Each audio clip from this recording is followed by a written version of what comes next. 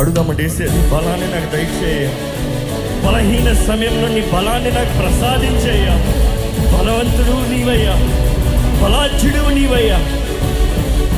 నేను ఒట్టివాడినే, నేను సామాన్యుడైన, నాకు శక్తి లేదు, కానీ నీవు నాలో అంటే నీ బలంని నీవు అనుగ్రహిస్తే శూర కార్యాలు చేయగలుగుతానయ్యా. అపవాదిని పోరాడగలుగుతానయ్యా, అపవాదిని ఎదిరించగలుగుతానయ్యా. నీ బలాన్ని దయచేయ, ఈ లోకంలో జీవిస్తానికి నీ బలాన్ని దయచేయ. వేడుకోదామండి, అడుగుదామండి. మీరు సత్యముగా నిజముగా దేవుణ్ణి అడిగితే దేవుడు అనుగ్రహిస్తాడు.